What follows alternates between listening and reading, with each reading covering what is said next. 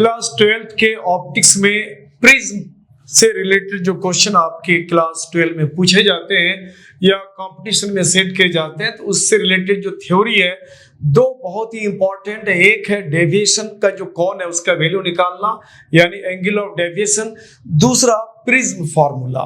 तो हम लोग यहाँ पे दो चीज को डिराइव करेंगे इस प्रिज्म से रिलेटेड। तो सबसे पहले इसका रे डायग्राम देख लेते हैं, समझ लेते हैं हम लोग। तो सबसे पहले जैसे ये इंसिडेंट रे बच्चों, ये इंसिडेंट रे है और इस पी पॉइंट पे इंसिडेंट करता है इस प्रिज्म का। तो जहां पे इंसिडेंट होता है वहां पे एक नॉर्मल ड्रॉ करते हैं। तो नॉर्मल हमने एक ड्रॉ कर दिया इस तरह से। अब ये नॉर्मल ड्रॉ कर दिया तो एंगल ऑफ इंसिडेंट जो होगा इस नॉर्मल के साथ, ये एंगल ऑफ इंसिडेंट बन गया आई। उसके बाद ये रिफ्रैक्ट होगा, क्योंकि एयर से वो प्रिज्म के मटेरियल में जा रहा है, डेंस में जा रहा है, तो ऑब्वियसली जो रिफ्रैक्टेड रे है वो नॉर्मल की तरफ बेंड होगा, तो नॉर्मल की तरफ बेंड हो गया। जाना था ऐसे, वो बेंड हो गया इतना, डेल्टा 1 एंगल से वो बेंड हो गया। तो पहला इसका डेविएशन एंगल इस फेस में डेल्टा 1 है, और डेविएट होने के बाद ये रिफ्रैक्टेड रे हो गया और नॉर्मल, और दोनों के बीच जो ये एंगल है ये हुआ पहला एंगल ऑफ रिफ्रैक्शन। एक बार फिर यहाँ रिफ्रैक्ट होगा, तो ये जो रे है इस फेस में आने के बाद फिर वो डेंस से रियर में जाएगा। तो जब वो डेंस से रियर में जाएगा तो यहाँ पे नॉर्मल की जरूरत पड़ेगी हमें, तो हमने यहाँ एक नॉर्मल और ड्रॉ कर दिया। ये नॉर्मल और ये जो रे है इन दोनों के बीच, रिफ्रैक्टेड रे के बीच जो एंगल है ये दूसरा एंगल ऑफ रिफ्रैक्शन कर दिया, ये रिफ्रैक्टेड रे है। और उसके बाद इसको हम लोग इमर्जेंट रे कहते हैं। तो इमर्जेंट रे और नॉर्मल के बीच जो एंगल है इसको बोलते हैं एंगल ऑफ इमर्जेंट। यानी ये रे ऐसे निकल जाता, एक बार फिर डेविएट हो गया, फिर एक बार वो क्या किया, डेविएट हो गया अपने पथ से। कितना डेविएट हो गया, इसको हमने पीछे की तरफ एनहांस करा, तो यानी डेल्टा 2 एंगल से वो डेविएट हो गया। अगर ये सीधे ऐसे निकल जाता इस तरह से, तो ये सीधे निकल जाता, लेकिन चूंकि ये ऐसे मुड़ गया इस तरह से, इतने एंगल से वो क्या कर गया, डेविएट कर गया। यानी दो बार डेविएशन हुआ, डेल्टा 1 एंड डेल्टा 2। अब ये साइड्स को अगर इनहेंस करते हुए यहां तक मिलाते हैं तो एक ट्रायंगल बनता है यहां से इस तरह से। इस ट्रायंगल में जो फाइनल हमारा एंगल ऑफ डेविएशन है, यानी रे फाइनली उसको ऐसे जाना था, लेकिन जाना था ऐसे, लेकिन वो फाइनली मूर्ति मूर्ति इधर की तरफ वो बेंड हो गया। तो टोटल बेंड यहां से इसको मिलाते हैं और इसका ओरिजिनल जो रूट है जिससे वो निकलता, उन दोनों के बीच जो ये एंगल है इसको बोलते हैं एंगल ऑफ डेविएशन विचलन कोण। यानी टोटल डेविएशन इस प्रिज्म ने इस लाइट रे को, इंसिडेंट रे को इतने से कर दिया। दिस एंगल ऑफ डेविएशन का वैल्यू हमें निकालना है। तो अब हम लोग कुछ डिराइव करने के लिए कुछ चीजों को लेके चलते हैं। तो सबसे पहले ये देखेंगे, ये जो डेल्टा है एंगल ऑफ डेविएशन निकालना है हम लोगों को। तो हम टॉपिक लगाते हैं यहाँ पे बच्चों, angle of deviation. Angle of deviation, तो एंगल ऑफ डेविएशन में ये जो डेल्टा का वैल्यू हुआ ये हो गया delta 1 plus delta 2, delta 1 plus delta 2। तो डेल्टा 1 प्लस डेल्टा 2। अब डेल्टा 1 का वैल्यू कितना हो जाएगा, डेल्टा 1 को लेके चलते हैं। फिर देखो ये जो लाइन है, दिस लाइन, ये लाइन यहां से गया और ये लाइन ऐसे निकल जाता, यानी ये एंगल आई है, तो ये पूरा एंगल हमारा क्या होता, आई होता। ऑपोजिट एंगल सेम होता है, तो आई में R1 माइनस कर दे अगर, तो ये एंगल बच रहा है हमारा डेल्टा 1। डेल्टा 1 को लिख सकते हैं हम लोग I minus R1 plus delta 2। देखो डेल्टा 2, इसको अगर आप ध्यान से देखो तो ये जो रे है जिसको नॉर्मल कहते हैं, और ये रे ऐसे निकला है, ये अगर आई है तो ये ई है, तो ये एंगल भी ई हो गया। इस ई एंगल में इस एंगल को माइनस कर दो तो इतना बच जाएगा, यानी डेल्टा 2 हो गया ई माइनस R2। तो डेल्टा 2 हो गया बच्चों ई माइनस R2। अब आई और ई को ऐड करते हैं एक साथ में, और ये R1 R2 में माइनस कॉमन ले लेते हैं, तो R1 प्लस R2 हो गया। ये डेविएशन का ये इतना फॉर्म आया। अब हम लोग करते क्या है, इस प्रिज्म के इस ट्रायंगल पर ध्यान देते हैं, APQ। और जनरली यहाँ के एंगल को हम लोग एंगल ऑफ प्रिज्म कहते हैं, इस एंगल को एंगल ऑफ प्रिज्म कहते हैं और ए से डिनोट करते हैं इसको। ये और बात है कि इस पॉइंट को भी हमने ए मान लिया है। तो अब यहाँ पे इन ट्रायंगल APQ चलते हैं, इन ट्रायंगल APQ। किसी भी ट्रायंगल में तीनों एंगल का जो सम टोटल है 180 डिग्री होता है।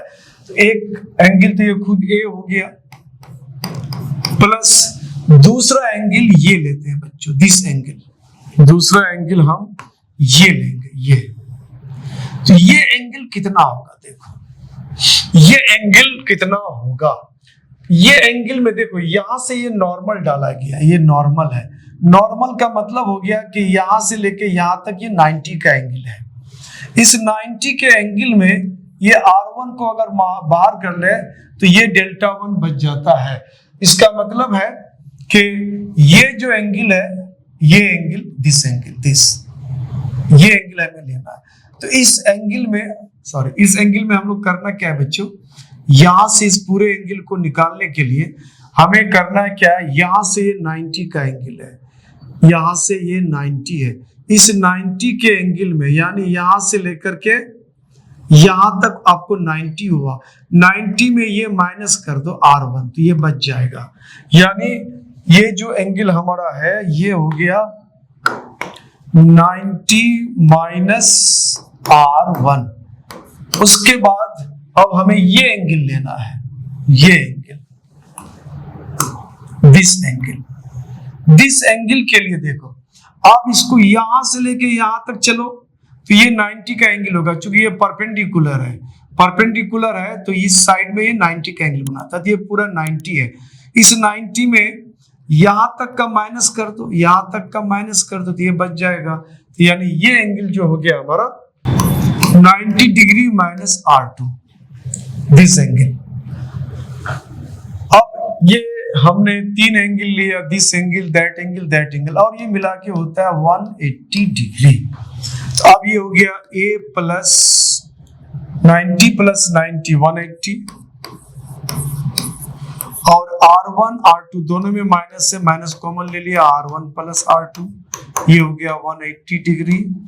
180 डिग्री दोनों तरफ कैंसिल हो गया, यानी A minus R1 plus R2, कुछ नहीं बचा, 0, यानी A इक्वल टू हो गया R1 प्लस R2।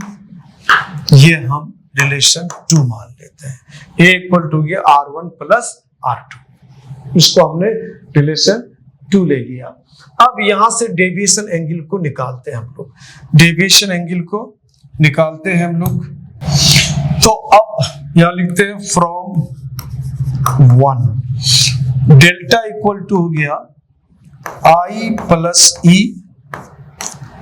और R1 प्लस R2 को हमने क्या कहा, A कहा।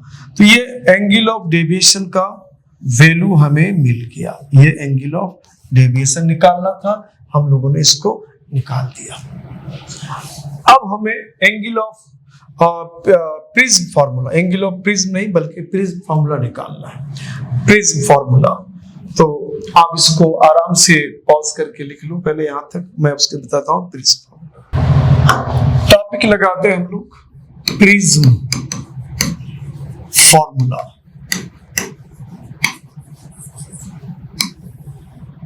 प्रिज्म फार्मूला, प्रिज्म फार्मूला के लिए हम लोग जो इसका डेरिवेशन करते हैं, एज्यूम करते हैं कि जो डेविएशन है हमारा, रे इस तरह से इंसिडेंट हो कि बहुत कम से कम मिनिमम उसका डेविएशन हो। तो मिनिमम डेविएशन के लिए यहां लिखते हैं फॉर मिनिमम डेविएशन, डेविएशन जितना कम से कम हो, मिनिमम डेविएशन। मिनिमम डेविएशन के लिए क्या है बच्चों, ये जो एंगल ऑफ इंसिडेंट और एंगल ऑफ इमरजेंट जो होता है, यानी ये दोनों लगभग इक्वल हो जाएगा। दूसरा, ये जो पहला एंगल ऑफ रिफ्रैक्शन, दूसरा angle of refraction R1 R2 है, वो भी इक्वल हो जाएगा, R1 R2 इक्वल हो जाएगा। इसको सिंपली हम लोग R मान लेते हैं, C। अब इस तरह से अगर हम यहां से देखते हैं, यहां से अगर आप देखें तो a इक्वल टू क्या है हमारा R1 प्लस R2, R1 भी R है और R2 भी R है, तो ये हो गया 2R। इसका मतलब है कि 2R इक्वल टू A है, इसलिए R का वैल्यू यहाँ हो गया A/2। ये एंगल ऑफ रिफ्रैक्शन यानी A का R का वैल्यू मिल गया। उसके बाद अगेन हमें I का वैल्यू निकालना है, तो यहां से लेके चलते हैं हम लोग। यहां से मिनिमम डेविएशन के लिए यहाँ डेल्टा M लिखते हैं। ये I और E दोनों इक्वल है, तो I प्लस E को भी हम I कर देते हैं। उसके बाद यहाँ पे हो गया A को A रहने देता है यहाँ पे, ये हो गया हमारा 2I और A को इधर कर लेते हैं, तो ये हो जाएगा A प्लस डेल्टा M। अब यहां से हम I निकाल लेते हैं, I 2 इधर कर लेंगे तो बाई 2 हो जाएगा I, यानी I इक्वल टू हो गया A प्लस डेल्टा M/2। अब यहाँ R और I के वैल्यू हमें प्राप्त हो गया। अब स्नेल्स लॉ का इस्तेमाल हम करके यहां से उसको प्रिज्म फॉर्मूला निकाल सकते हैं। तो यहाँ लिखो फ्रॉम स्नेल्स लॉ से ये साइन I अपन, जैसे इंसिडेंट रे है साइन I, और पहला रिफ्लेक्टेड रे कौन है R1, तो इसको लिख सकते हैं हम sign I upon sign R1, और ये इक्वल टू होता है refractive index of second medium.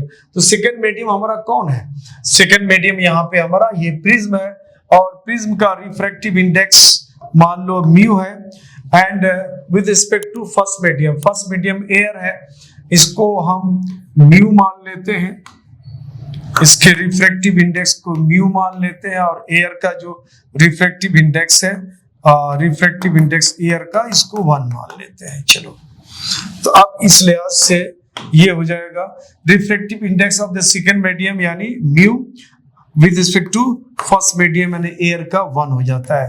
तो अब यहां से हम लोग क्या करेंगे, साइन I का वैल्यू यहाँ हो गया बच्चों A plus delta M/2 upon sine R का वैल्यू हो गया A/2 और इक्वल टू क्या है μ/1 यानी mu. This is prism formula बच्चों, ये प्रिज्म फॉर्मूला आपको निकल गया। तो प्रिज्म से रिलेटेड क्लास 12 में आपको ये दो चीज आपके सिलेबस कवर करता है, एंगल ऑफ डेविएशन और प्रिज्म फॉर्मूला। तो इस तरह से ऑप्टिक्स में मैंने आपको भी बता दिया। आप हमारे साथ बने रहें, हमारे चैनल को पसंद करते रहें। आप अगर नए सब्सक्राइबर हो, नई सब्सक्राइब की हो, पहली बार मेरी वीडियोस को देख रहे हो बच्चों, तो आप जरूर सब्सक्राइब करो और मेरे हर एक वीडियोस को शुरू से लेकर आखिर तक जरूर देखो। बीच में जहां जहां फंडा आता है कुछ ऐसी बातें मैं बताता हूं जो अक्सर किताबों में और किसी और चैनल में नहीं मिलने वाला है, जिसको मैं कॉन्सेप्ट कहता हूं। और जब आप कॉन्सेप्ट को आप समझोगे तो बहुत सारे टॉपिक आप अगर प्रैक्टिस नहीं भी करते हो, कॉन्सेप्ट आपने बिल्डअप कर लिया है, तो आप कभी भी याद करके उस चीज को आराम से कर सकते हो। Thank you for watching my channel.